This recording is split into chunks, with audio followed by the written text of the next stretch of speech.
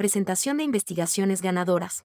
Premio Enrique de la Garza a la mejor tesis de doctorado, generación 2018 a 2022.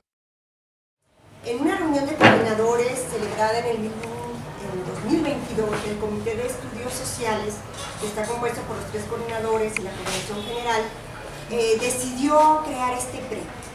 Este premio a la mejor tesis de doctorado Enrique de la Garza, y en el seminario internacional que tuvimos en el octubre del 22 se lanzó la convocatoria para que pudieran la generación, que en este caso era la 18-22, pudiera competir por primera vez esta generación, era a partir de la cual se instituye el premio, para lanzar la convocatoria y se pudieran inscribir para formar parte de esto, ¿sí? La decisión fue una decisión colegiada, otorgar este premio. ¿Y a qué obedece a que se llame el premio Enrique de la Garza? ¿Sí? Bueno, pues por un lado fue el deseo de homenajearlo como fundador y creador del posgrado y como un reconocimiento de su trayectoria intelectual, ¿sí? Su pensamiento subyace en sus diferentes aportaciones a la sociología, en específico a las ciencias sociales latinoamericanas, es muy importante su legado, pero también en la sociología del trabajo, ¿sí? Es creador de instituciones, un hombre de izquierda, luchador social, investigador, formador de investigadores, ¿sí? Profesor, y bueno, fundador de posgrados, de revistas y asociaciones, ¿sí? Entonces todo esto fue Enrique de la Garza. Con este galardón pues queremos reconocer su generosidad, su activismo académico y su incansable imaginación para crear nuevos proyectos y su espíritu de lucha. Sin lugar a dudas que aportó mucho a la universidad, al posgrado, en todas sus instancias, ¿sí? En el seminario internacional, como se dije, que fue hace un año, se emitió la convocatoria, se participó, se enviaron las tesis y el resultado se dio a conocer a través de la página y también a través de un correo que se les envió a los ganadores, ¿sí? En este sentido fueron entre los ganadores Pedro Mauricio Miranda Bello, de la construcción social de la calificación obrera, en el inicio y desarrollo de operaciones de las nuevas plantas armadoras, el caso de Audi México 2015-2020, Genaro Guadalupe Cruz Salas, por remesas, gasto y desarrollo económico local, el papel de los hogares en México 2010-2018, y por esta ocasión se dio una mención honorífica a Silvia Patricia Orozco Flaman por la historia del sindicato de Tornel y su papel en la reestructuración productiva. El jurado decidió, y junto con posteriormente los coordinadores, otorgar esta mención honorífica por el papel tan importante que hizo en su tesis, el desarrollo de la metodología, juntando dos disciplinas como es la sociología del trabajo, como es la historia, a través de la metodología configuracionista, ¿no? Entonces le felicitamos a Cintia también por eso, y le vamos a dar la palabra a Genaro Guadalupe Cruz Salas por su trabajo, remesas, gasto y desarrollo económico local, el papel de los hogares mexicanos 2010-2018. Felicidades, y le damos la palabra, tenemos entre 20 y 25 minutos. Perfecto, muchas gracias. Me voy a permitir pararme y presentar.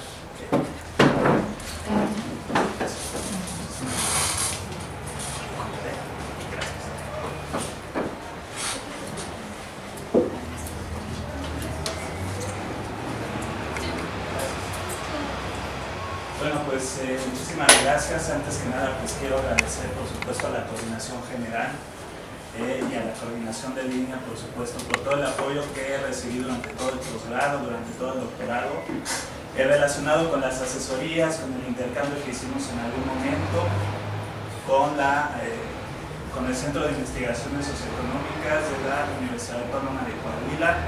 Entonces, todas esas fueron experiencias que enriquecieron sin lugar a dudas el trabajo de investigación, que se titula, como podemos ver ahí, Remesas, Gasto y Desarrollo Económico Local, esto del papel de los hogares mexicanos para el periodo 2010-2018. Muchísimas gracias.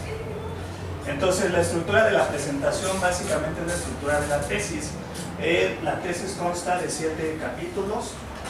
En el primer capítulo se trata de hacer un panorama cuantitativo, es decir, poner en contexto al lector acerca de las tendencias de la migración y de las remesas en México y en el mundo. Después En el apartado 2 y 3, pues básicamente es el estado del arte, ¿no? La revisión de la literatura teórica y también la revisión de la literatura empírica. En el capítulo número 4 es un marco teórico, por supuesto, tomando como consideración tanto el capítulo 2 como el capítulo 3, pero poniendo ahí de mi parte, es decir, configurando un marco teórico desarrollista para analizar esta tesis. En el capítulo 5, pues establecimos una metodología. Esta metodología básicamente lo que nos ayudó fue a comprobar las hipótesis de trabajo que se deriva precisamente del marco teórico. En el capítulo 6 pues son los principales resultados de la metodología y en el capítulo 7 las conclusiones y recomendaciones de política pública. Bien, brevemente porque tenemos poco tiempo, en el capítulo 1 entonces lo que hicimos fue hacer un panorama acerca de tendencias de la migración y de las remesas. En la gráfica de la izquierda podemos ver cómo se conforma la diáspora mexicana, sobre todo en los Estados Unidos. La diáspora mexicana pues básicamente se compone de 3 tipos de migrantes: los migrantes de primera generación, los migrantes de segunda generación y los migrantes de tercera generación. Todos tienen en común que básicamente estas tendencias son alcistas. Es decir, la migración mexicana hacia los Estados Unidos tiene una tendencia al alza, sobre todo en los últimos años, derivado por supuesto de algunos aspectos como las crisis económicas. Las crisis económicas pueden derivar de cierta forma en el aumento de la migración. Entonces esto ha tenido consecuencias. La consecuencia más importante pues es que las remesas también han aumentado. Esto se puede ver por supuesto desde el año 2013 cómo estas han aumentado. Básicamente esta gráfica yo la terminé de hacer en el 2022, hasta donde teníamos datos, y se puede ver precisamente en las barritas verdes cómo las remesas han alcanzado montos récord en los últimos años. Pero entonces, si ha entrado toda esta cantidad de dinero a nuestro país, surge la pregunta: ¿qué pasa con esas remesas en términos del desarrollo económico? Bueno, pues precisamente, por ejemplo, hicimos un mapeo. En este mapeo tenemos a las remesas que entran a nuestro país por entidad federativa y están en las unidades como porcentaje del valor agregado bruto estatal, esto para el año 2020. Entonces claramente aquí nosotros podemos ver que precisamente los estados que tienen este color azul más fuerte pues son básicamente los estados que tienen mayor dependencia precisamente por estos recursos financieros. Entonces nosotros aquí podemos ver cómo son Chiapas, Oaxaca, Guerrero, Michoacán sobre todo, las entidades federativas precisamente que tienen mayor dependencia por las remesas. Pero entonces nosotros en esta investigación pues quisimos dar un pasito más allá, no solamente decir que hay estados que tienen dependencia por remesas, sino que hay estados que además de esta dependencia, pues estos recursos pueden generar desde cierta forma desarrollo económico local. Entonces, pues básicamente nuestra contribución social consiste en mostrar evidencias a partir de la metodología que implementamos, evidencias para poder proponer medidas de política pública. Entonces, en toda investigación, siempre el punto más importante pues, es delimitar los objetivos y las preguntas de investigación. Entonces, nosotros establecimos un objetivo general, 3 objetivos particulares, que van perfectamente ligados con la pregunta general y con las 3 preguntas particulares que nosotros queremos responder. Entonces, para no tardarme mucho, solamente voy a leer el objetivo general. El objetivo general precisamente consiste en vincular a las remesas internacionales con el desarrollo económico local. Es en este sentido que la pregunta general que nos interesa responder es: ¿impulsan las remesas el desarrollo económico local? Aquí solamente podríamos de cierta forma pues, tener 2 respuestas: si las impulsan o no las impulsan. Eso lo vamos a responder más adelante. Este es un pequeño cuadro resumen que hice acerca de todas las teorías que estuve revisando, como les había dicho en los capítulos 2 y 3, antecedentes teóricos y antecedentes empíricos. Entonces, por ejemplo, primero me concentré en las teorías de la migración. En las teorías de la migración yo básicamente pues, encontré 3 grandes corrientes que explican cuáles son los determinantes, precisamente los determinantes más importantes de la migración. Tenemos por un lado el enfoque histórico-estructuralista, que también se conoce como el enfoque neomarxista. Tenemos el enfoque neoclásico de la migración y el enfoque desarrollista. Este último, el enfoque desarrollista, revisando toda esta literatura, encontramos que era el más adecuado para fijarnos en él y poder establecer nuestras hipótesis de trabajo. ¿Okay? Entonces son las teorías de la migración, pero también revisamos la teoría de las remesas, es decir, cuáles son los principales determinantes de las remesas, por qué los migrantes, una vez que están en el extranjero, envían remesas a su país. Entonces identificamos 4 grandes corrientes. La primera corriente se conoce como la corriente altruista. También tenemos el interés propio o el egoísmo, como también se conoce, y también motivaciones internas. Entonces, identificamos la clasificación, es decir, las corrientes teóricas, identificamos la teoría particular e identificamos a los principales autores precisamente de esas teorías. Y finalmente hicimos una revisión de la literatura empírica. Aquí en la literatura empírica básicamente encontramos 2 grandes corrientes. Los autores que dicen que las remesas tienen efectos adversos en el desarrollo. Esto porque genera dependencia y desigualdad. Estos son algunos de los autores. Y también encontramos literatura empírica que dice lo contrario. Es decir, autores que encuentran efectos positivos de las remesas en el desarrollo económico, específicamente en el ingreso, en la inversión y en el desarrollo. Esos son algunos de los principales autores. Entonces aquí pasamos, este es un cuadro resumen, como les había dicho, de la revisión de la literatura teórica y empírica. Después pasamos a construir precisamente nuestro marco teórico, y este marco teórico pues obtiene elementos de las teorías antes mencionadas para nuestros propósitos. Entonces este es un esquema así muy general acerca de nuestro capítulo 4, en donde nosotros consideramos como nuestra unidad de análisis al hogar, el hogar con y sin remesas internacionales. Nos vamos a enfocar específicamente en el hogar que tiene remesas internacionales. Entonces este hogar que tiene remesas internacionales evidentemente tiene por lo menos un migrante en el extranjero. Este migrante en el extranjero va a vender su fuerza de trabajo y va a adquirir 2 cosas. Va a adquirir por un lado habilidades, conocimientos y experiencias en el extranjero, y por otro lado va a adquirir dinero, es decir, remesas. Y estas remesas nosotros las podemos dividir en 2 grandes rubros: las remesas sociales y las remesas económicas.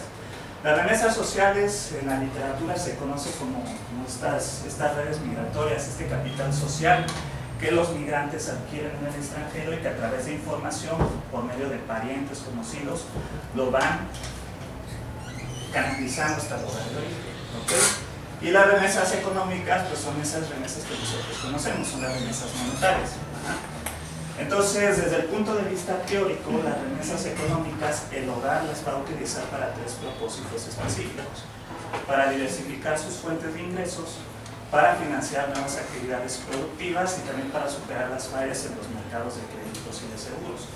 Esto quiere decir que los hogares que reciben remesas generalmente tienen menor acceso a los créditos para poder establecer pequeños negocios. Y evidentemente también tienen un acceso limitado a los seguros. Entonces las remesas de cierta forma pueden cubrir o pueden sustituir ese crédito y esa falta en los mercados de seguros. Esto específicamente me estoy basando en la teoría de la nueva economía de la migración laboral, que si se acuerdan era la que les había comentado acá, en el enfoque desarrollista. ¿Okay? Entonces, si este comportamiento de la unidad de análisis se da como está aquí en esta diapositiva, entonces la teoría me está diciendo que el comportamiento del hogar va a generar efectos multiplicadores y aceleradores del gasto local, y esto se va a traducir en desarrollo económico.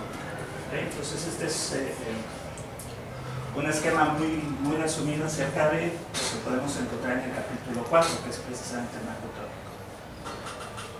Entonces, aquí para no leer todo esto, solamente decirles que del marco teórico de esta descripción del comportamiento de la unidad de análisis se desprenden 3 hipótesis de trabajo.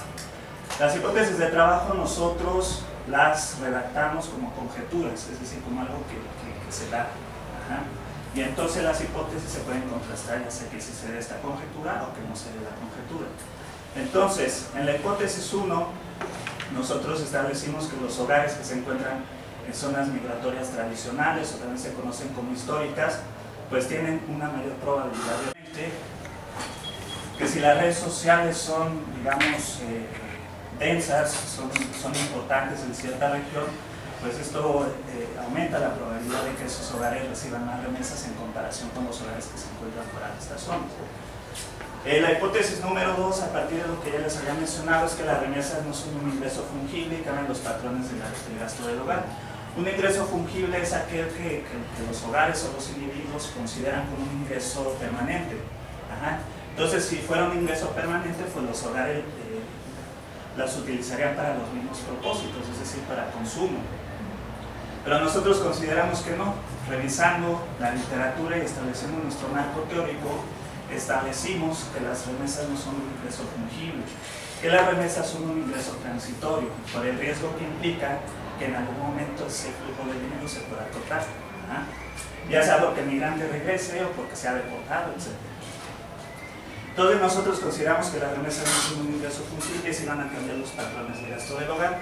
Y finalmente, la hipótesis número 3, establecimos que los hogares que reciben remesas van a gastar más en bienes de inversión y la formación de capital humano y menos en bienes de consumo. Entonces, establecimos estas 3 hipótesis de trabajo tomando en consideración nuestro marco teórico, por supuesto, la revisión del estado del arte, y vamos a ver si se cumplieron o no. Bueno, para eso pues tenemos evidentemente que desarrollar una metodología. Generalmente nosotros en las ciencias sociales y específicamente en la economía utilizamos como fuentes de información encuestas o censos. Pues estas muestras, a diferencia por ejemplo de las ciencias exactas que utilizan experimentos aleatorios, pues básicamente son muestras selectivas porque incluyen a individuos muy específicos de la población con características muy concretas. Entonces, si nosotros quisiéramos hacer inferencia estadística a partir precisamente de datos observacionales o de muestras selectivas y tratarlas como si fueran muestras aleatorias, pues evidentemente los parámetros estimados pues van a estar sesgados, van a ser inconsistentes. Entonces, para eso nosotros hicimos una revisión de las metodologías que se han utilizado en años recientes. Encontramos este modelo, el modelo que se conoce como modelo de Neyman-Rubin, que es el modelo de resultados potenciales. Este modelo simula un experimento aleatorio con datos observacionales, es decir, con encuestas, a través de la construcción de grupos contrafactuales. Esto es, digamos, el corazón de la metodología que nosotros estamos utilizando, la construcción de grupos contrafactuales. Es decir, grupos que en la realidad no existen, pero que nosotros a través de técnicas estadísticas hacemos que se puedan comparar. Entonces, para eso utilizamos específicamente una metodología que se conoce como puntajes de propensión. Básicamente la conformación de pares a través de diversos algoritmos. En términos generales, ¿qué es lo que queremos hacer? Queremos comparar un hogar que recibe remesas en términos de sus características observables, es decir, si tiene acceso a electricidad, si tiene acceso a gas, a agua, por ejemplo, cuántos integrantes componen ese hogar, etc. Y compararlo precisamente con un hogar que tenga características muy similares, pero que difieran en una cosa, que uno recibe remesas y el otro no. Entonces, a partir de eso, precisamente nosotros podemos hacer una comparación estadísticamente robusta y esto se conoce como efectos del promedio del tratamiento en los tratamientos. Entonces, en términos generales, en la metodología estimamos en la primera etapa, porque consta de 2 etapas. En la primera etapa estimamos modelos probabilísticos y logísticos. A partir de eso podemos crear un vector de puntajes de propensión específicamente, y también utilizamos la distancia euclidiana.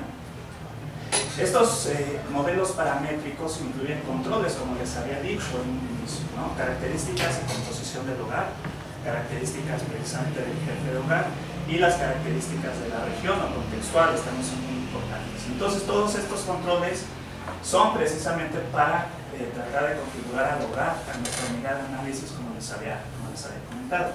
Este es el modelo general, y las categorías de gasto, como su nombre lo indica en el título de la investigación, pues son básicamente pues, las variables de interés, las variables que realmente nos importan en esta investigación, y ver precisamente si las remesas influyen y qué tanto influyen en las categorías de gasto. ¿Verdad? Entonces, las categorías de gasto nosotros las dividimos en 4 grandes rubros: en consumo, en inversión, en capital humano y en otros, pero también incluimos subcategorías. Dentro del consumo se incluyen los alimentos y los bienes no duraderos y todos los que están ahí. Bien, entonces, las categorías de gasto, pues básicamente son nuestras categorías de interés, y ver precisamente qué influencia tienen las remesas en estas categorías de gasto. Eso es parte de lo que encontramos en esta investigación. Por ejemplo, en este cuadro se puede ver qué tanto están gastando los hogares con remesas y sin remesas. Vamos a identificar a los que tienen remesas con la letra R y a los que no tienen remesas con MR.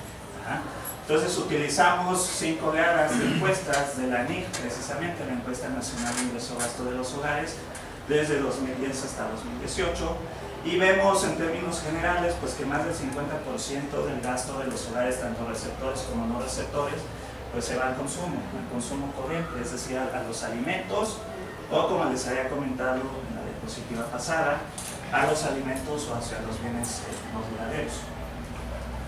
Vemos que en segundo lugar los hogares, sobre todo los hogares con remesas, gastan en bienes de inversión. Esto incluye la construcción de vivienda, por ejemplo, la compra de maquinaria, de equipo, etc.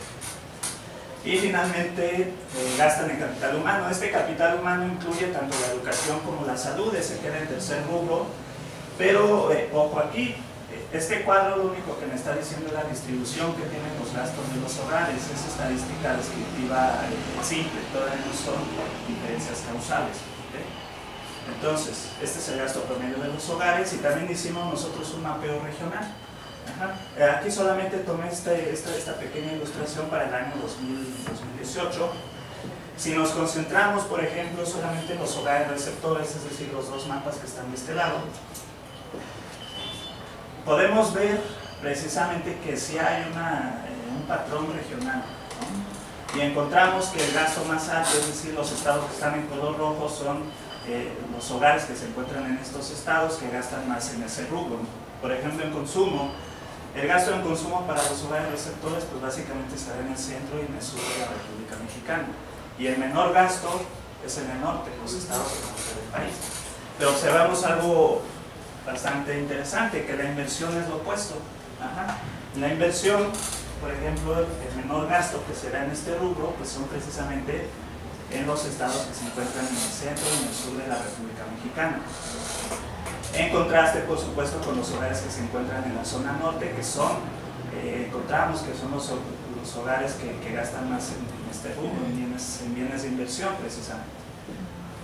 Y en el capital humano, pues encontramos también algo que no esperábamos encontrarnos, que por ejemplo en los hogares receptores el mayor gasto en capital humano, es decir, en educación y en salud, se da sobre todo en la región sur-sureste de la República Mexicana, en tanto que en el norte son menos propensos a gastar en estos bienes, en educación y en salud. Entonces eso fue algo que nos llamó la atención. Ahora sí pasamos a tratar de calcular precisamente los efectos causales que tienen las remesas sobre los gastos de los hogares. Entonces, para esto la metodología, como les había dicho, consta de 2 etapas. Estos son los resultados de la primera etapa. Esta primera etapa es muy importante porque a partir de los coeficientes que nosotros obtengamos podemos estimar el vector de puntajes de propensión para poder conformar los pares que les había dicho. Entonces, aquí en este primer cuadro estimamos modelos probabilísticos para ver qué tanto era probable que un hogar recibiera remesas. Entonces, específicamente calculamos los efectos marginales para cada año de encuesta. Y bueno, aquí podemos hacer mucho análisis a partir de los coeficientes que estimamos. En términos generales podemos decir que nuestra muestra utilizada domina la motivación altruista, que les había comentado al inicio. Esto quiere decir que precisamente los migrantes, más allá de cualquier otro factor, este sentimiento altruista que siente por los integrantes que dejó en el país de origen es el mayor motivo que tienen precisamente para enviar remesas al lugar de origen, la motivación altruista. También encontramos, por ejemplo, en términos de las características regionales, que un hogar que se encuentra en la región histórica o en la región tradicional también tiene mucha más alta probabilidad de recibir remesas internacionales. Esto se puede ver porque todos los coeficientes, entre paréntesis el estadístico Z, todos son estadísticamente significativos a 99% de confianza. Esto, de cierta forma, pues lo que nos está diciendo es que las redes migratorias, las redes sociales que les había comentado al inicio, juegan un papel fundamental precisamente en la dinámica migratoria mexicana. Y finalmente, ubicarse en una zona urbana o semiurbana, pues disminuye la probabilidad de recibir remesas. Esto también lo que nos puede estar explicando es que la migración mexicana sigue teniendo características rurales fuertes. Esto se ve por el coeficiente. Y bueno, básicamente estas son medidas de bondad de ajuste para saber que los modelos estimados son precisamente adecuados. Este es el cuadro, digamos, en cierta medida, pues el más importante, el más relevante, pero es un cuadro resumen. En la tesis, si ustedes quieren checar la línea, pues vienen los cuadros por año de encuesta. Este es un cuadro resumen que contiene los promedios simples, precisamente de estas estimaciones. Entonces, ¿qué hicimos en este cuadro? Primero, dividimos a los hogares por quintiles de ingreso, donde el quintil más 1 representa a los hogares más pobres, en tanto que los hogares del quintil 5 representan a los hogares más ricos. Adicional a esto, dividimos a nuestros hogares por línea de pobreza de ingresos. Esto lo establece el Coneval. Entonces dividimos a los hogares entre pobres y no pobres, de acuerdo a la pobreza de ingresos. Y encontramos, por ejemplo, que en los alimentos todos los coeficientes que estimamos son negativos. ¿Esto qué quiere decir? Quiere decir que los hogares con remesas gastan menos en alimentos de lo que hubieran gastado si no hubieran recibido remesas. Es decir, ya estamos haciendo ahora sí el escenario contrafactual que les había comentado al inicio. Entonces, pero ojo aquí, por ejemplo, encontramos que los coeficientes más negativos se encuentran en los hogares pobres y en los hogares del quintil 1. Es decir, los hogares más pobres o los más vulnerables tienen una mayor propensión a gastar menos en alimentos de lo que hubieran gastado si no hubieran recibido remesas. Eso de cierta forma puede ser contraintuitivo, porque nosotros podemos decir, bueno, pues los hogares más vulnerables generalmente gastan sus remesas pues, en alimentos, ¿no? Lo inmediato. Nosotros aquí tenemos evidencia de que los hogares no están haciendo eso. Si no están haciendo eso, probablemente porque las remesas son un ingreso transitorio. Entonces, si son un ingreso transitorio, los hogares piensan que a futuro ese flujo de dinero se va a acabar. Entonces, pues, precisamente lo que hacen es gastarlo inmediatamente en bienes de inversión. Esto se ve precisamente en la tercera línea. En la tercera línea nosotros podemos ver cómo todos los coeficientes son positivos, pero encontramos que los coeficientes más positivos es para los hogares pobres y para los hogares del quintil 1. Esto lo que nos está diciendo es que los hogares con remesas son más propensos a gastar sus remesas en bienes de inversión de lo que hubieran hecho si no hubieran recibido remesas. Entonces es lo opuesto a los alimentos, precisamente. Encontramos también en salud que los hogares pobres son más propensos a gastar sus remesas precisamente en este rubro, y para la educación para el caso del quintil 1. Entonces, nosotros establecimos nuestras hipótesis siguiendo un poco este análisis contraintuitivo acerca de que, si bien es cierto que desde el punto de vista estadístico, me voy a regresar un poco, desde el punto de vista estadístico, como lo vimos aquí, pues sí, las remesas en proporción son gastadas más en consumo, pero el efecto que tienen las remesas, el efecto causal que tienen las remesas es que los hogares las gasten más en bienes productivos y en capital humano. Y esto se puede ver reflejado precisamente en este cuadro resumen. Entonces, como les decía, si quieren checarlo, la tesis que ya está en línea, pueden ver cómo hicimos varios cuadros relacionados con cada año de encuesta. Entonces, en términos generales, ¿qué es lo que podríamos empezar a concluir a partir de los resultados mostrados en esta investigación?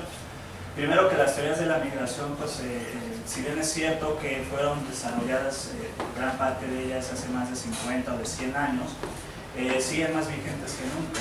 las teorías de la migración que nos dicen cuáles son sus principales determinantes. Nosotros podemos decir que algunos de los principales determinantes pues, es el aspecto económico, también la violencia, el cambio climático y otros factores que en la literatura no se consideran, pero que son factores muy actuales, muy contemporáneos. Los hogares con remesas también, este cuadro ya no se los puse por el tiempo, pero encontramos que los hogares que tienen remesas generalmente tienen un alto grado de vulnerabilidad económica y social, en comparación con los hogares que no reciben remesas. Por algo precisamente es que los hogares con remesas pues mandan a trabajar a uno de sus miembros al extranjero, ¿no? Por esta necesidad que tienen de diversificar sus fuentes de ingresos. Y encontramos en el mapeo regional que hicimos, encontramos que esta vulnerabilidad económica y social sobre todo se concentra más en las regiones centro y sur de la República Mexicana. La región histórica y fronteriza encontramos, como les había mostrado en los mapas, que los gastos de los hogares con remesas son mayoritariamente bienes de inversión en la región histórica y fronteriza, y en la región sur-sureste se concentra el mayor gasto en consumo y en capital humano.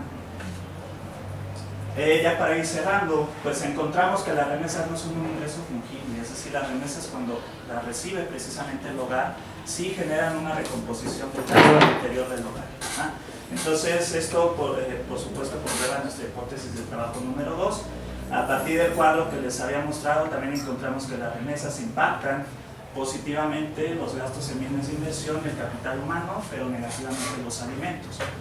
Estos resultados son significativos, lo que comprueba nuestra hipótesis de trabajo 3.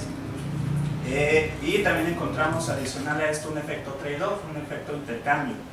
Esto quiere decir que el gasto que los hogares dejaron de hacer en alimentos, los hogares con remesas, lo traspasaron parcialmente hacia los bienes de inversión y hacia el capital humano. Entonces hay una redistribución de los gastos, lo que comprueba la hipótesis número 2. Por tanto, englobando todo lo que hicimos en la tesis, pues encontramos precisamente indicios de que sí hay un vínculo positivo de las remesas con el desarrollo económico local, a partir precisamente de lo que les había mostrado. Y eso precisamente encontramos que son los hogares más pobres, los más vulnerables, precisamente los que tienen un mayor potencial para generar esta dinámica de desarrollo económico local. Si me permiten un momentito nada más para concluir. Ok, entonces, ¿qué recomendaciones de política se pueden desprender a partir precisamente de los resultados mostrados? Diseñamos una propuesta de política pública a nivel nacional y básicamente lo que queremos decir es que es necesario que se vuelvan a reactivar las políticas migratorias que durante muchos años México estableció y que tuvieron efectos positivos, pero que en años recientes se han cancelado. Entonces recomendamos que estas políticas se reactiven, porque México a nivel regional es de los países que más políticas migratorias tenía y que estaba demostrado que tenían efectos positivos. Y finalmente, para las políticas regionales hicimos un benchmarking, es decir, una revisión de las mejores prácticas internacionales, y encontramos estos proyectos en diversos países que son altos receptores de remesas, y básicamente podríamos nosotros concluir que estas políticas para atracción de remesas familiares se enfocan precisamente, por un lado, en aumentar la inclusión financiera de los hogares receptores de remesas. Esto se traduciría, por supuesto, en mayores beneficios para ellos y también disminuir los costos de las transferencias. Es importante que nosotros les metamos competencia al corredor de remesas México-Estados Unidos para que disminuya el costo de la transferencia, y una vez disminuyendo precisamente ese costo de la transferencia, eso se traduce en mayor poder adquisitivo precisamente de las remesas para los hogares receptores. Básicamente es eso. Esto que está en la última diapositiva, lo que les acabo de mostrar. Sería todo. Muchas gracias.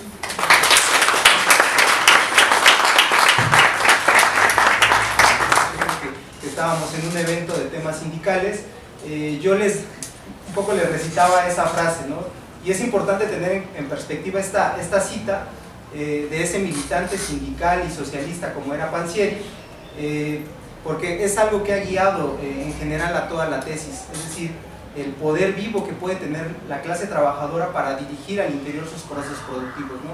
Entonces, teniendo en perspectiva esta cita, es que me gustaría ya comenzar a señalar en qué consiste y en qué va toda la investigación de doctorado. La visión general de la presentación. Miren, primero voy a dar una serie de elementos que tienen que ver con las problematizaciones que hay respecto al tema que les estoy presentando, la perspectiva teórico-metodológica de la que estamos partiendo, el tema de las configuraciones o modelos productivos, como se le quiera ver en la industria automotriz, especialmente en Audi, y bueno, la parte cuarta, que es, digamos, el corazón de la tesis y las transformaciones y continuidades que hay en la formación de habilidades, de conocimientos y de calificaciones de los trabajadores. El resto de los apartados ya tiene que ver con la integración de otros niveles de la realidad, como por ejemplo qué papel puede cumplir el Estado con el tema de calificaciones, qué papel cumple el sindicato, por supuesto, y al final vienen las conclusiones. ¿Cómo nosotros hicimos el tema de las problematizaciones? Inicialmente nosotros planteamos entender esto, bueno, antes de plantear así en concreto el tema de cómo estamos planteando el problema de investigación, es importante señalar que todo esto, digamos, un poco a diferencia de lo que presentaba Genaro, pero es interesante como tratar de contrastar las perspectivas.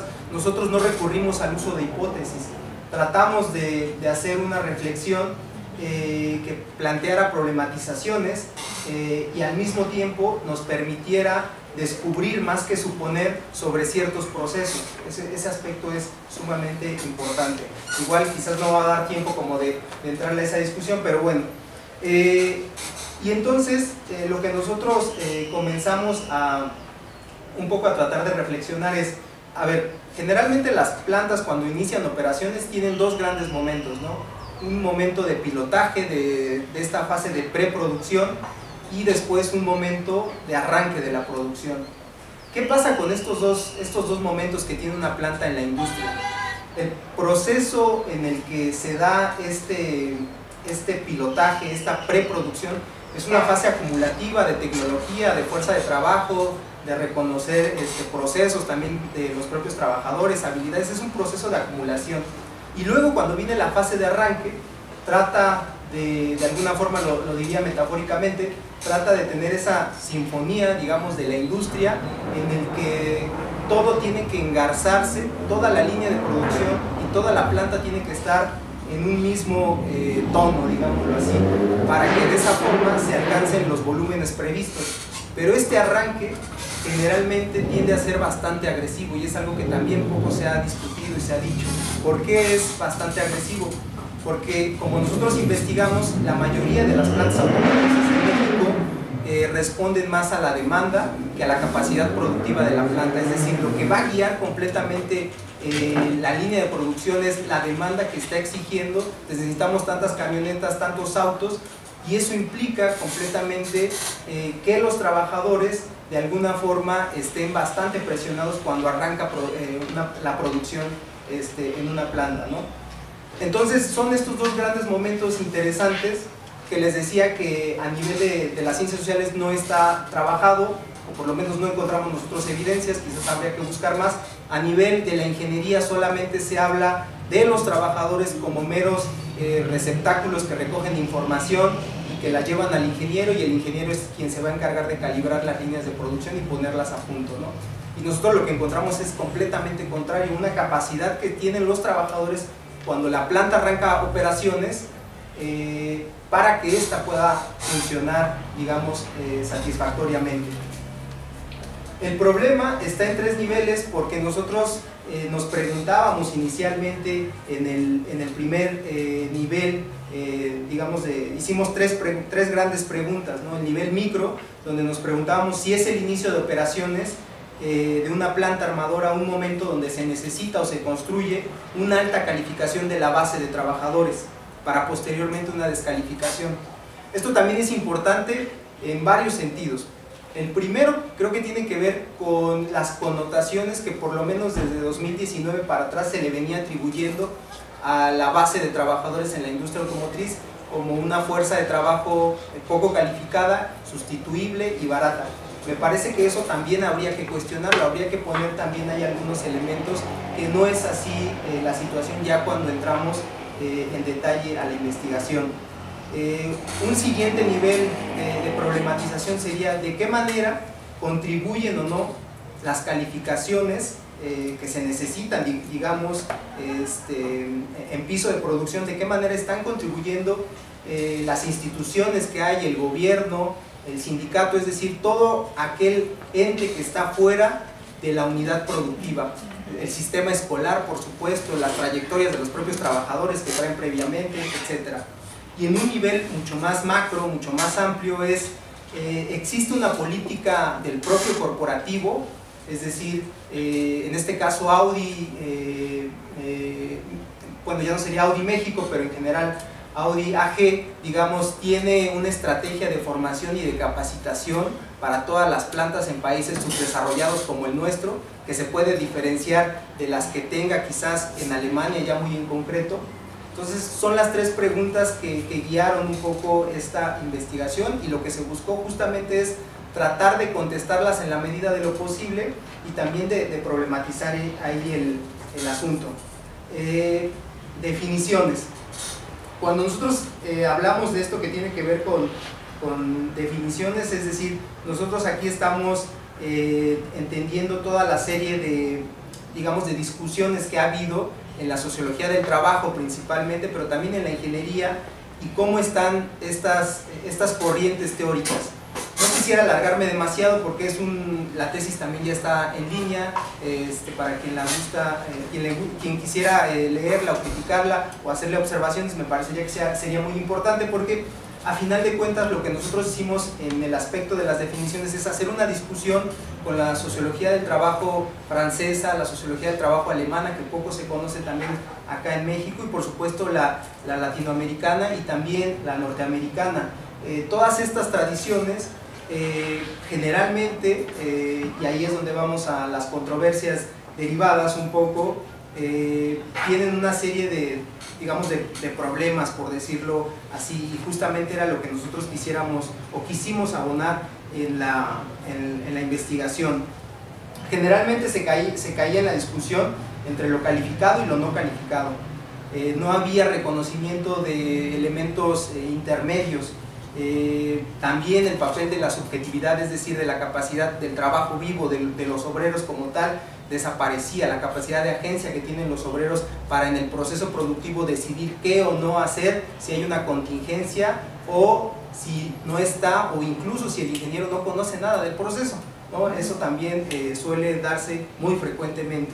Entonces, además de eso, también había otra camisa de fuerza teórica, que era la división clásica entre actividades rutinarias y no rutinarias. Era tajante, es decir, los que están en la industria hacen actividades rutinarias, y quizás los que están en la universidad hacen actividades no rutinarias.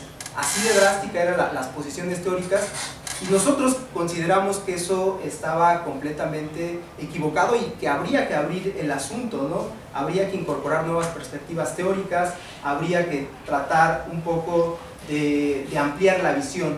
¿Y qué fue lo que hicimos? Bueno, generalmente para el mundo académico, la propuesta del doctor Enrique del trabajo no clásico se ha ocupado en la mayoría de los casos para el sector de servicios, es decir, trabajos no industriales sería trabajo no clásico, ¿no?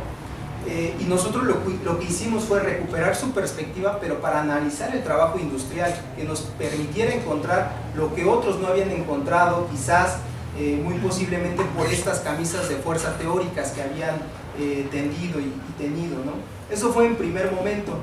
En un segundo momento también utilizamos a una socióloga alemana que se llama Sabine Pfeiffer, y que ella hace por ahí algunas contribuciones para romper la división entre actividades rutinarias y no rutinarias.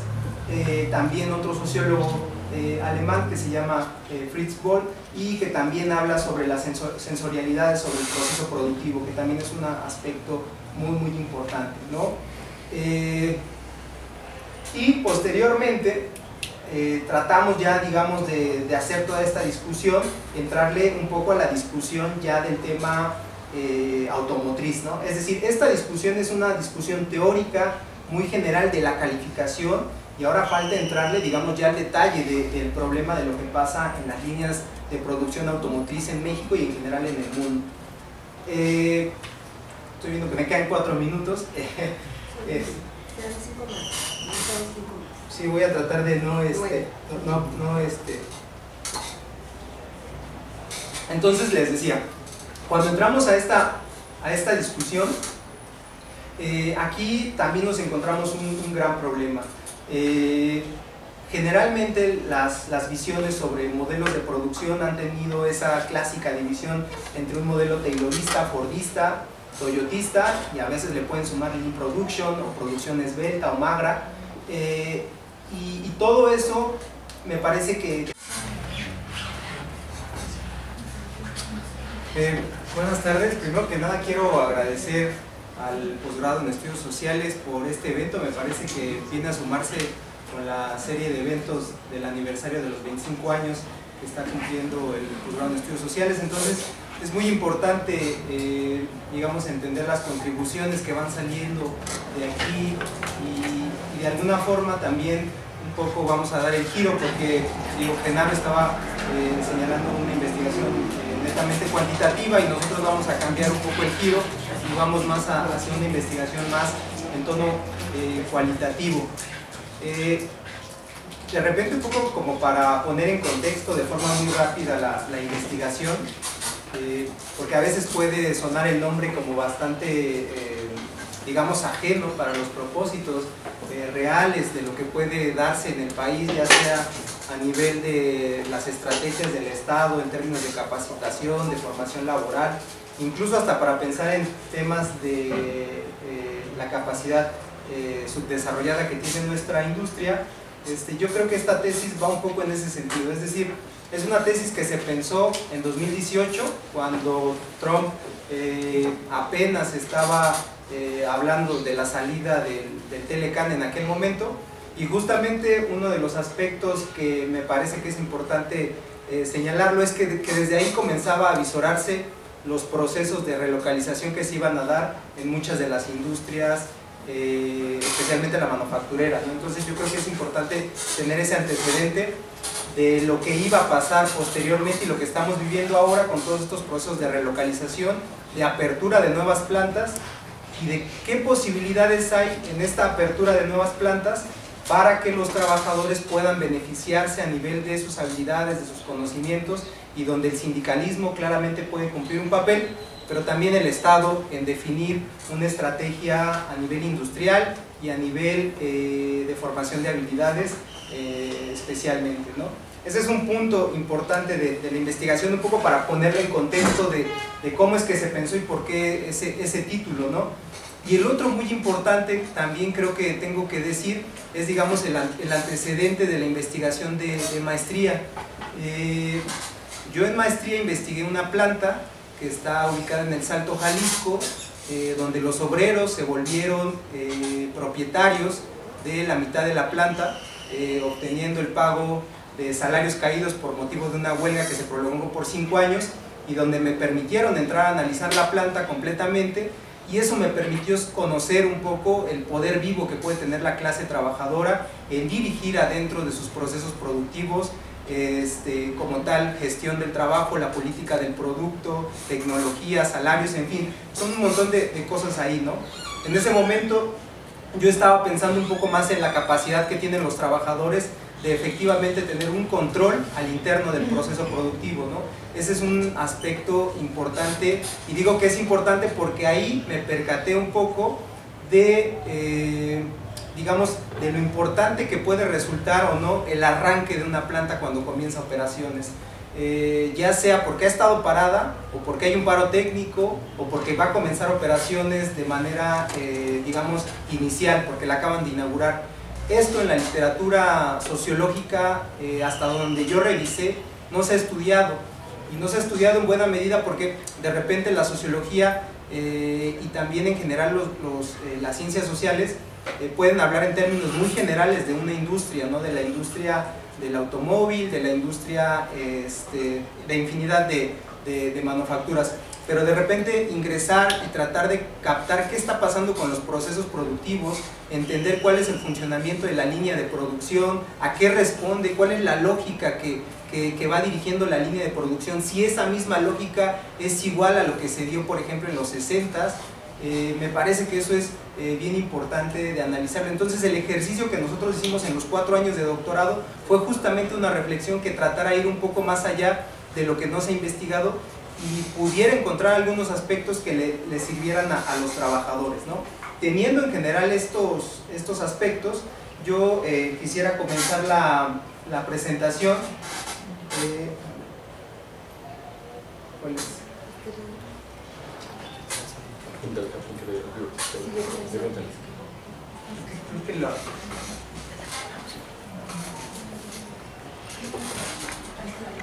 También tiene limitantes en velocidades, y en el caso de Audi, digo, acá están los compañeros, no me dejarán mentir, creo que no hay robots colaborativos todavía en la planta, o no lo sé, habría que discutirlo, pero si es así, me parece que no están ampliamente expandidos.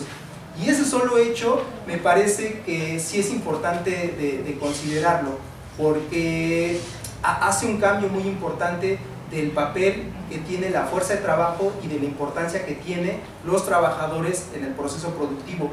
Pero la recuperación de los trabajadores en el proceso productivo por la gerencia tiende a final de cuentas a volverlos una especie de, dice Marx, un coágulo de sangre cristalizado en vista, tacto, cuando los trabajadores están checando, escuchando, sin más, ¿no? Eso es lo que pasa en un proceso estandarizado de producción. Pero ¿qué es lo que pasa en un proceso cuando está arrancando la producción? Eso es lo que nos interesaba un poco destacar del asunto en esta tesis. Nosotros hicimos así muy brevemente este esquema, un poco para señalar, digamos, en qué sentido va la velocidad de la línea. Generalmente en toda la industria automotriz, no solamente en Audi, hay 4 grandes fases. La fase de prensas, ¿no? La carrocerías o construcción, la área de pintura y el ensamble. Para los que hemos tenido la oportunidad de estar en plantas o incluso trabajar en plantas, sabemos que cada una de estas áreas tiene distintas composiciones de trabajadores con características también muy distintas.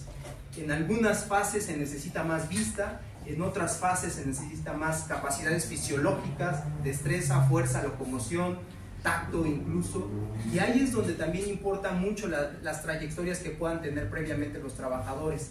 Yo recuerdo mucho en una entrevista que le hacía a un trabajador y me decía, bueno, yo soy ingeniero y a mí me metieron a trabajar en el área de pintura, bueno, en la parte final de pintura para verificar si había quedado como bien el pintado del vehículo, porque anteriormente yo había tenido experiencia, un poco lo decía, es como una situación así medio curiosa, como pintor, pero digamos de hobby.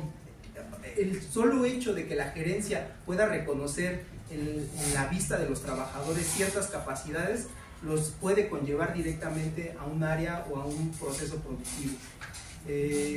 Personalmente yo les platico, ahora quizás es un momento interesante de platicar, yo también he estado en línea de producción y a mí también me ha tocado que por ciertas habilidades nada más de ojo me dirigieran a una parte del proceso productivo donde importaba completamente la vista, y a compañeros en los que a lo mejor tenían un cierto de habilidades mucho más fisiológicas de fuerza, los llevaban a otras, ¿no? Entonces esto es muy importante para considerarlo. Tratando de avanzar un poco en todo esto que estoy señalando, de toda esta discusión nosotros vamos señalando grandes tópicos que se van jalando, ¿no? Y que nos permite decir, por un lado, que la robotización no puede ser efectiva ni posible en todas las industrias, que la industria 4.0 es imposible y no puede estar generalizada, que hay muchas barreras, porque esta también es una discusión más académica en la que están inscritos una gran cantidad de investigadores en México y en Europa, aunque en Europa ya hay visiones mucho más críticas que en México, lamentablemente a veces, y a nivel, por supuesto, regional, que tiene que ver con la División Internacional del Trabajo, los costos energéticos de lo que representa la industria automotriz, etc. Ahí hay una serie de elementos que no me voy a detener en explicar. Esto es un poco lo que les comentaba, es decir, las transformaciones y continuidades que hay de la calificación, de la fase de arranque a la estandarización. Nosotros particularmente lo que encontramos, y es una parte interesante, es esa fase de preproducción, un reclutamiento que se da de miembros de ex Volkswagen con trabajadores con un alto nivel de calificación, y le consideramos, digamos, que es una calificación semilla, porque a partir de ese núcleo duro de trabajadores es como también se van de alguna forma dispersando hacia otros trabajadores, van aprendiendo otros trabajadores aspectos que ellos conocen muy bien del proceso productivo de forma muy general. Un segundo momento también que identificamos en la investigación es esta fase de preseries, donde hay una selección y capacitación, donde se integran nuevos trabajadores con predisposiciones fisiológicas para ser potenciales. Es decir, en la primera fase son trabajadores que tienen ese alto nivel de conocimiento, en tanto que la segunda fase de integración de trabajadores es más centrados en sus predisposiciones fisiológicas que pueden ser explotadas en línea de producción, siempre y cuando aprendan también de los primeros, ¿no? Y finalmente la última fase, para no extenderme demasiado, donde ya se da ese arranque completo de la producción y donde se empieza a integrar a quien sea, porque la demanda así lo amerita. Si abogados, no importa, ingenieros, venga. Entonces, ¿por qué? Porque es un momento en que la producción está aumentando el volumen productivo, y eso es muy importante de considerarlo. Digamos, son parte de algunos elementos, y ya un poco para ya tener en general el panorama de lo que constituye, ya se me van a acabar mis 2-3 minutos que me quedan. Yo diría que entender el tema de la construcción social de la calificación partiría, por supuesto, de entender los contextos locales. Los contextos locales. Aquí ya está una barrita. Gracias. Partiría de entender los contextos locales, el proceso como tal productivo, entender la política local y federal que había en el estado de Puebla en 2015-2016, donde hubo una política de estímulos. Pudimos revisar los documentos desclasificados que tenía el gobernador Moreno Valle, donde se le da un subsidio muy alto para temas de capacitación, y que ese es otro tema muy importante. Y bueno, por supuesto, desde la matriz, es decir, vamos viendo cómo se va desplegando la estrategia de la matriz, y al final aquí, por supuesto, que van interviniendo una serie de elementos, y de esa manera se va construyendo el tema de la construcción social de la calificación obrera. Miren, hay muchos aspectos que se me están quedando ahí, y que seguramente quizás haya otro momento para comentarlos, pero sí es bien importante decir que teniendo un panorama así, a nivel de, digamos, de estrategia gubernamental, y por las inversiones que está teniendo México, me parece que puede haber mecanismos coercitivos para las plantas. También, no sé si se enteraron, pero la semana pasada salió esta ley de estímulos hacia el sector de todo esto que se le conoce como nearshoring, y hay un apartado para el tema de capacitación, donde se le van a dar también estímulos a las plantas que capaciten a sus trabajadores y todo esto, ¿no? Entonces, sí hay elementos para eso, para el sindicalismo, por supuesto que los hay, porque además nos estamos enfrentando a un proceso de reestructuración productiva en la industria del automóvil hacia la electromovilidad, lo que, como ustedes bien saben, supone principalmente que va a haber menos operaciones en piso de producción, y eso repercute en los puestos de trabajo, y al mismo tiempo eso también repercute en el tema de habilidades de trabajadores sobre si están sensibilizados o no con altos voltajes, y si eso implica que los trabajadores puedan tener algún problema de salud, etcétera. Hay un montón de temas, creo que ya se me pasó el tiempo, pero a lo que yo voy es justamente eso, ¿no? A tratar de entender estos aspectos. Y un poco para ir cerrando ya esto, nosotros le denominamos a esta nueva forma de producción automotriz, que es una especie de lean taylorismo con jaleo por demanda, por la importancia que está teniendo la demanda del cliente al interior del proceso productivo, lo que modifica también rotaciones al interno del proceso productivo, lo que modifica, por supuesto, temas de calidad de los trabajadores, incluso corresponsabilidades sobre algún problema que pueda tener, porque es muy fácil identificarlo porque hay una trazabilidad además, etcétera. Hay una serie de trazabilidad, me refiero de quién comete una falla sobre esto. En fin, son una serie de elementos importantes. Ahí está la tesis, creo que sería bueno que se discutiera porque me parece que eso puede abonar hacia el sindicalismo, hacia el Estado, hacia una política educativa más consolidada de lo que se tiene actualmente y por supuesto hacia un tema de política industrial que prácticamente no existe en México. Ya con eso, porque si no ya no le dejo nada, Cintia, perdón, gracias.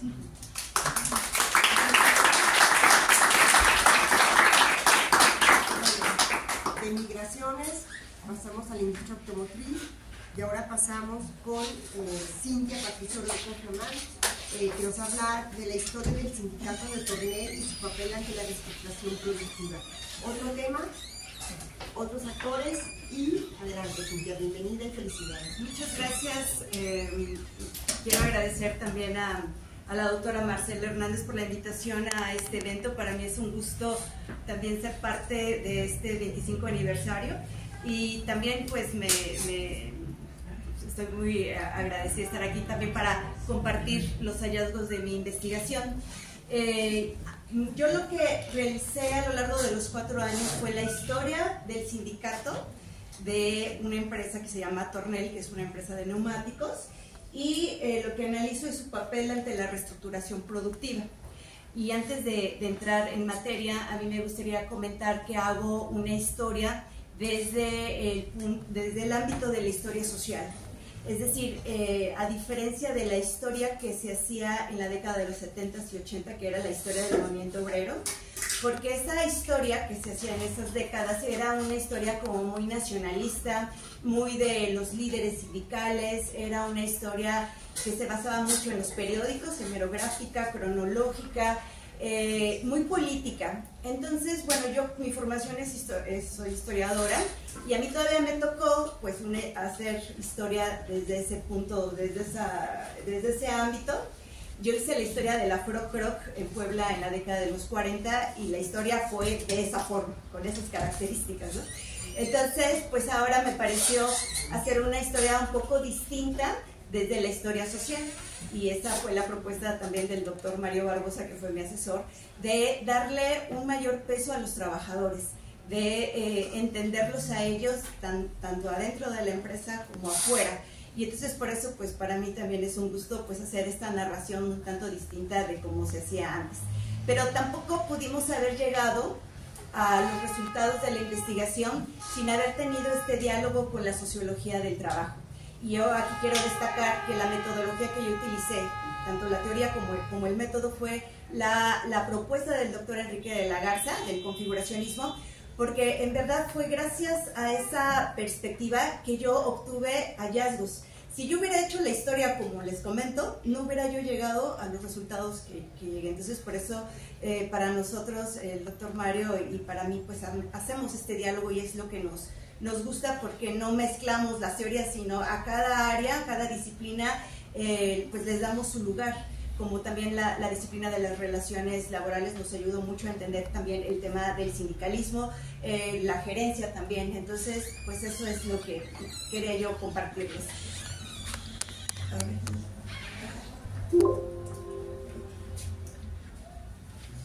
Entonces, como les decía, yo estudio una empresa que se llama Tornel. Es una empresa que creó Armando Tornel Murillo en la década de los 50. Era una empresa totalmente mexicana y era la única que se encargaba de producir neumáticos a nivel nacional y competía bajo el modelo de sustitución de importaciones con un oligopolio estadounidense. 5 empresas de capital norteamericano controlaban también el mercado de neumáticos. Tornel tenía una diversidad de llantas. Por ejemplo, hacía neumáticos para carros, hacía neumáticos para camioneta, camión, Torton, que son como los camiones así de pesos.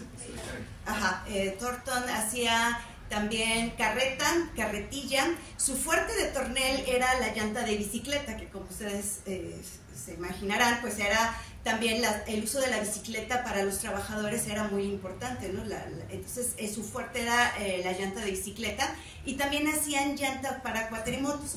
Entonces eso es lo que se dedica la empresa de Tornel. Y yo les quiero compartir 3 hallazgos que para mí fueron como los más destacados. El primero es que tiene que ver con el modelo productivo que yo analizo, y que en la investigación, pues yo dije, pues es una empresa de la década de los 50, pues tiene un modelo fordista-taylorista, ¿no? Esa era así como mi idea, pero pues me doy cuenta en la investigación que no es así.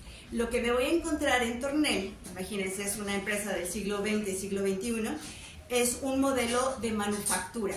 Es decir, este modelo de manufactura estamos hablando de un modelo, o las reminiscencias de un modelo preindustrial del siglo XVIII y del siglo XIX, más o menos, en donde el proceso es por áreas, como aquí yo lo pongo, ahorita se los comento, y aparte es un proceso en donde básicamente todavía el trabajador tiene pues un desgaste físico. Es como Carlos Marx decía, es un apéndice de la maquinaria. Entonces, entre cada área, si ustedes se dan cuenta, va a haber trabajadores que van a transportar los materiales, incluso en cada área o cada titular de la máquina va a tener trabajadores abajo del escalafón. Entonces ellos son los ayudantes para que se pueda hacer el proceso del neumático. Aquí no hay ninguna línea de montaje o cadena de montaje. Entonces esa es la característica que yo me encuentro en lo que va a ser la empresa Tornel. Y la tecnología es una tecnología muy rudimentaria, donde los obreros van a tener que utilizar sus habilidades, sus destrezas, y aparte utilizar herramientas para hacer el trabajo. Y el segundo hallazgo, pues yo quería primero comentarles, ahorita les voy a poner un video. El segundo hallazgo, pues que tiene que ver con este modelo productivo de manufactura, es que los trabajadores se asumen como artesanos de llanta. Entonces yo, cuando oí eso, yo dije, pero ¿a qué se debe que ellos se digan artesanos de llanta? ¿Por qué? Y entonces yo me baso en Benjamin Coriat, que es uno de los estudiosos, ¿no?, que se dedica a analizar esto de la industria. De hecho, ese modelo que les comento de manufactura, de ahí también yo lo retomo de este autor. Entonces él comenta que los trabajadores pues se dicen artesanos porque ellos hacen el neumático de manera manual, ¿no? Y quizás hay otras industrias que también operan así. Pero él dice, pero ellos no son artesanos, ellos son obreros de oficio. Entonces él explica por qué. Porque ellos todavía mantienen el conocimiento de cómo se hace el neumático. También algo que es, bueno, si ustedes recuerdan, cuando hablamos del artesanado, pues nos remitimos también hasta la Edad Media, en donde hay gremios, donde está el maestro, está el aprendiz, en donde tienen que pasar varios años para que sea aprobado y ya suba, ¿no? Bueno, pues eso es lo que va a pasar en Tornel. Y entonces los trabajadores van a ser un poco reacios en compartir ese conocimiento.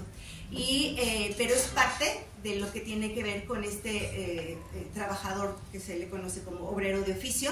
El conocimiento se va a traspasar del titular de la máquina a los de abajo, y van a tener una calificación casi como un año, de más de un año, en donde van a desarrollar habilidades, destrezas muy específicas de cada área. Ay, aquí ya, bueno, regreso. Por ejemplo, un trabajador que está en el área de tubuladora, que tiene que ver cómo producen el hule, va a tener características muy importantes del manejo del hule. Por ejemplo, ellos el tacto lo van a desarrollar muy bien, ¿no? Si están en el área de molinos, el olor de la materia prima la van a identificar. Un trabajador me decía, pues es que huele muy fea la materia que viene de China, por ejemplo, ¿no? Entonces, en cada área van a tener habilidades específicas. Es decir, si a uno lo pasaban al área, por ejemplo, de vulcanizado, ahí se pierde un poco el trabajador, tiene que pasar tiempo, ¿no? Entonces, así es como van aprendiendo el oficio.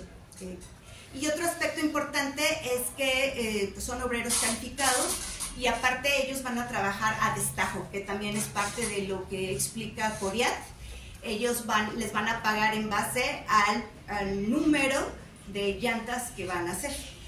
Entonces, bueno, solamente quería comentarles en el área de construcción y armado de llanta, a ellos específicamente se les van a llamar los llanteros. O sea, si nosotros como estamos afuera, pues todos son llanteros de la industria de Tornel, pero realmente todos tienen sus nombres: bamburista, calandrista, el vulcanizador. Entonces, los que realmente son llanteros son los que hacen el paso 1 y el paso 2. Y este modelo es de la planta 4 que está en Tultitlán, en el Estado de México, que era la empresa más moderna.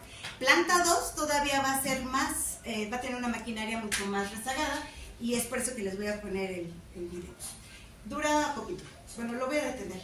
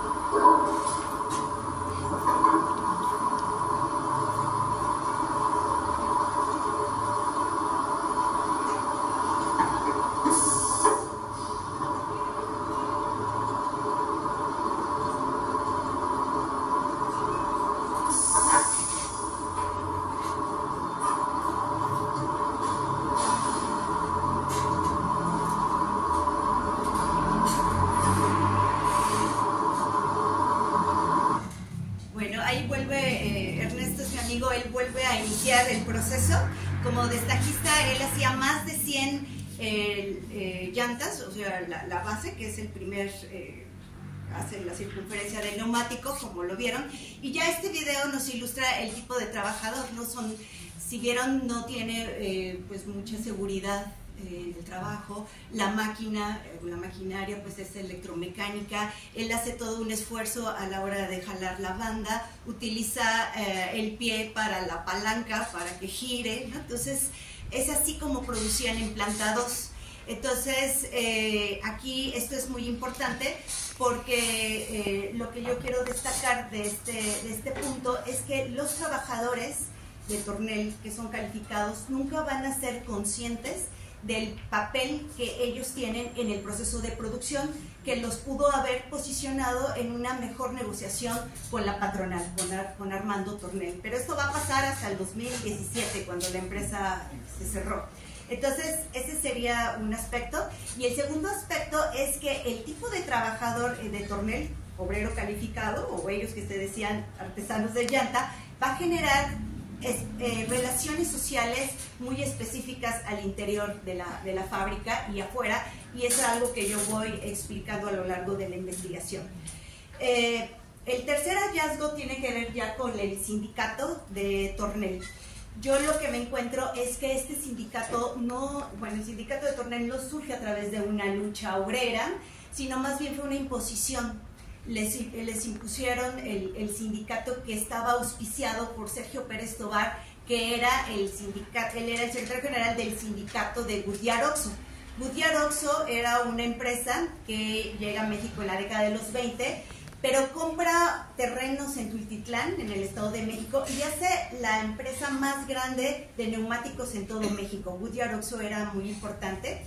Y bueno, ya el sindicato va a estar en la década de los 50, 60, 70 controlado por la CTM, Y entonces los trabajadores, a la hora de indagar de, pues, el origen del sindicato, pues ellos, ni en los testimonios de donde yo leo, nadie sabe de cómo surgió el sindicato. Entonces yo sí mantengo la hipótesis de que probablemente esto surgió a nivel de las gerencias, porque Armando Tornel Murillo fue fundador de la Cámara Nacional de la Industria Obrera, que ahí debió haber estado todos los que les digo de estas otras empresas transnacionales, y pues todos controlados por los sindicatos por la CTM. Entonces, pues se les hizo muy fácil tener un esquema así, una estructura. Está la CTM con Fidel Velázquez, que es el secretario general.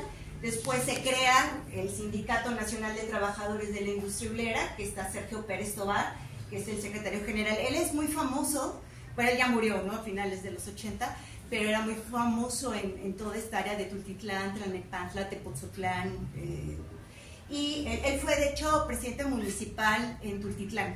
Y él puso, después de que él fue su cargo, puso a obreros de Goodyear Oxxo a cargo de la presidencia municipal de Tultitlán. Entonces hay toda una historia también ahí política. Y entonces Sergio Pérez Tobar estaba a cargo de las dos secciones, del sindicato de Tornel, del sindicato de Goodyear y el sindicato de Tornel. Entonces, pues esto ya nos habla de una idea de qué tipo de sindicato era el de Tornel. No había representatividad, no había legitimidad, era una simulación de democracia. Cuando hacían asambleas generales, las pocas que hacían, pues ya estaba todo fraguado, nomás hablaban los líderes.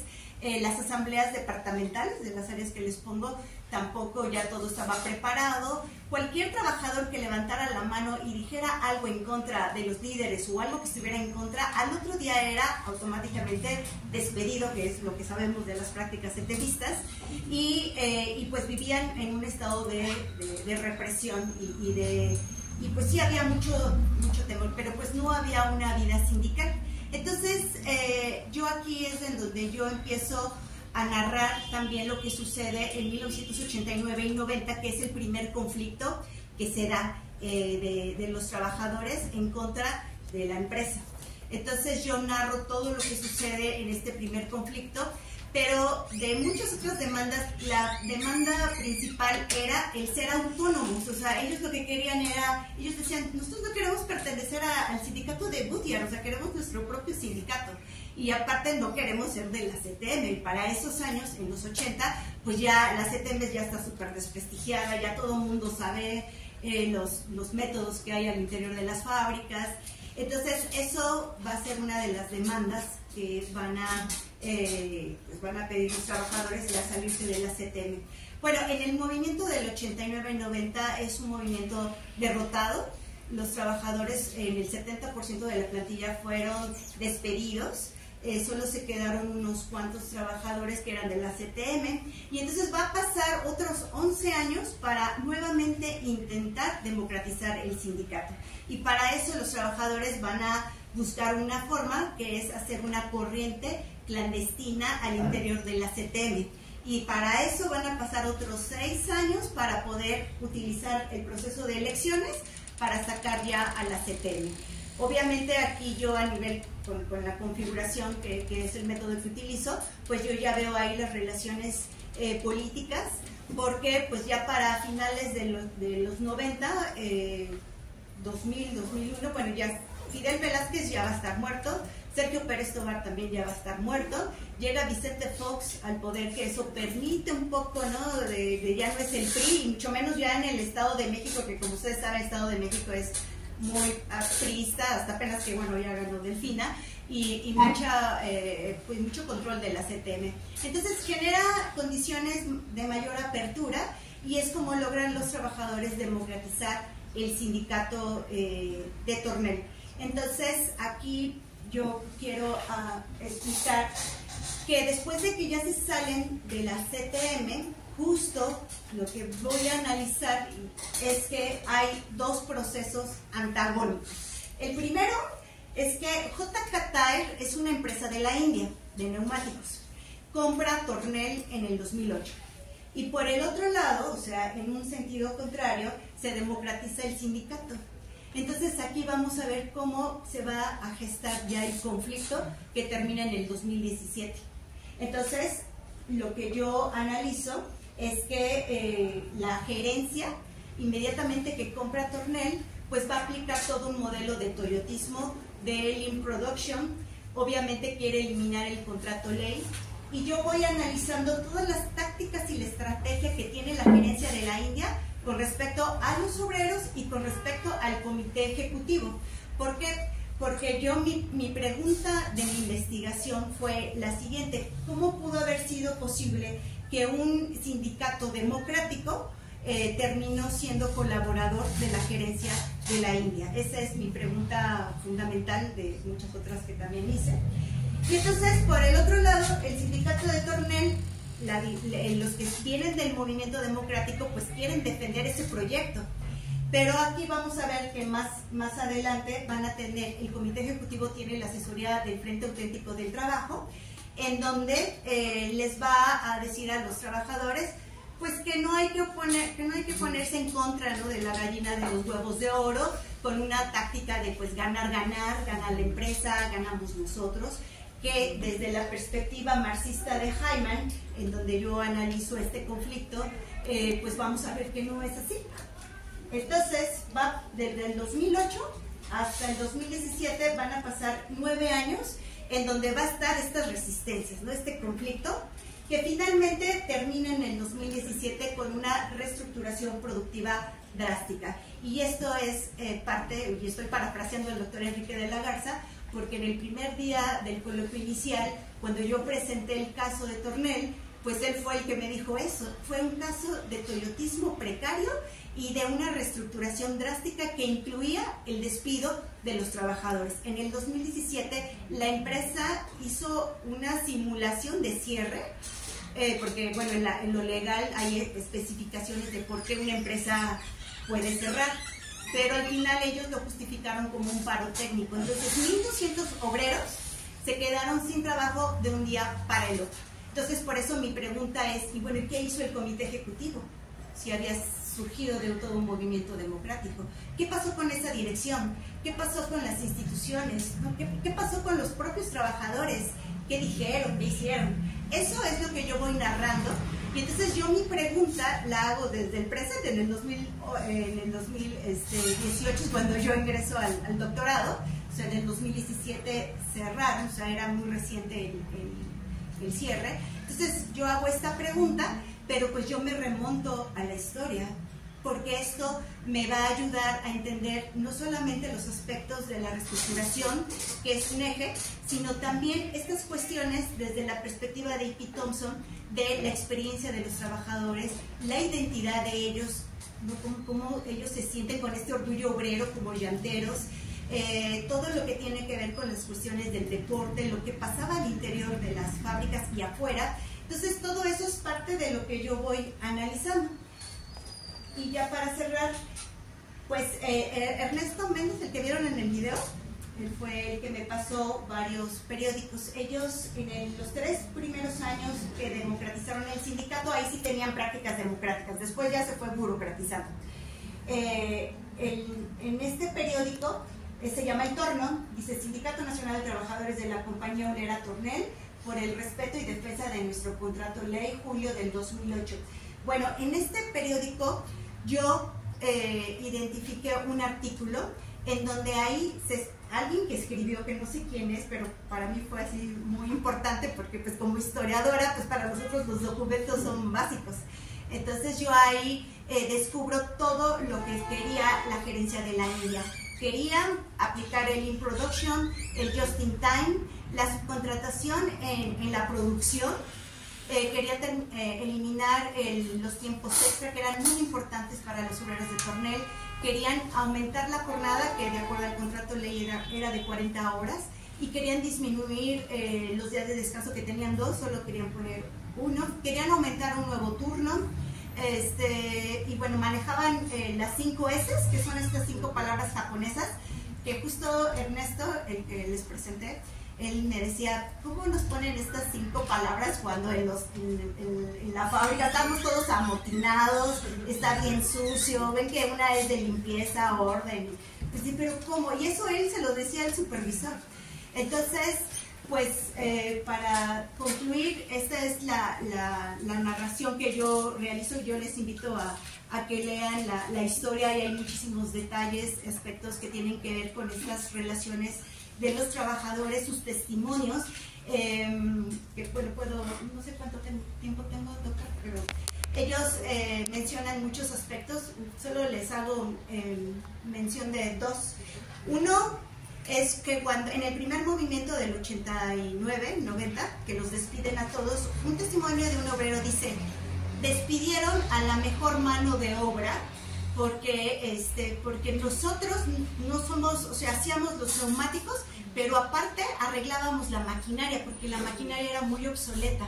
Entonces, cuando hicieron este texto, que lo hacen los economistas de la Facultad de Economía, porque hacían estas investigaciones justo en los conflictos, pues rescatan el testimonio de este trabajador, ¿no? Otro aspecto que yo identifico es que un trabajador también que estuvo en la década de los 80, en la entrevista me dice, es que nosotros demandamos a finales, ¿no?, en este primer conflicto, que haya nuestra leche, ¿no? Así dijo. Entonces yo dije, leche, pero ¿por qué la leche, no? Entonces, bueno, yo ya investigando, pues la leche es un mito de que si se consume, pues eso les va a ayudar a los trabajadores a quitarse pues todo lo que inhalan. Aparte, la industria hulera, llantera, es altamente contaminante, no solo para el medio ambiente, sino para los propios trabajadores. O sea, la OIT tiene una clasificación de los productos químicos toxicológicos que afectan al trabajador. El humo de negro, que es el que pinta el neumático, es cancerígeno, muchísimo.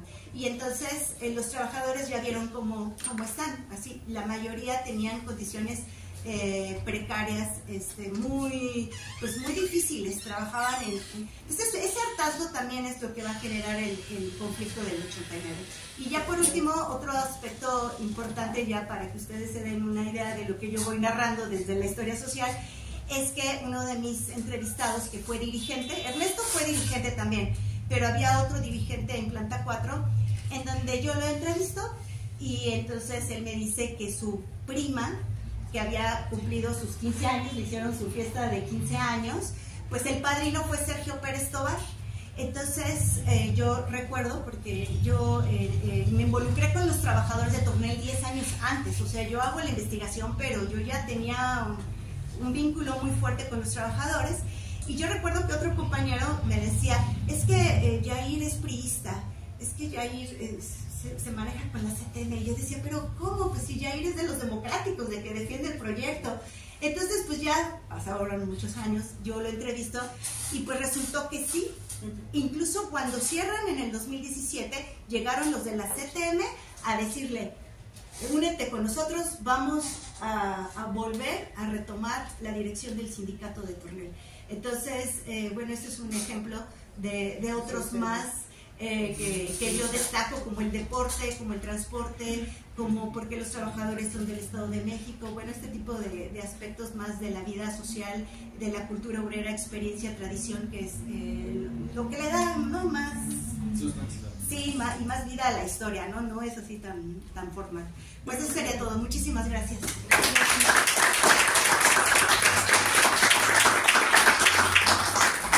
Bueno, como ven, tenemos 3 investigaciones, yo diría que excelentes, que se pudieron dar cuenta, muy serias, con pues una perspectiva muy fuerte cada uno de ellos, sustentada en teoría, metodología, empiria, reflexión, procesos de vuelta en la propia investigación, y poniendo en juego pues nuevos paradigmas, ¿no? Entonces, pues mis felicitaciones a los 3 ganadores. Cada vez confirmo que sí tenían que haber ganado, ¿no?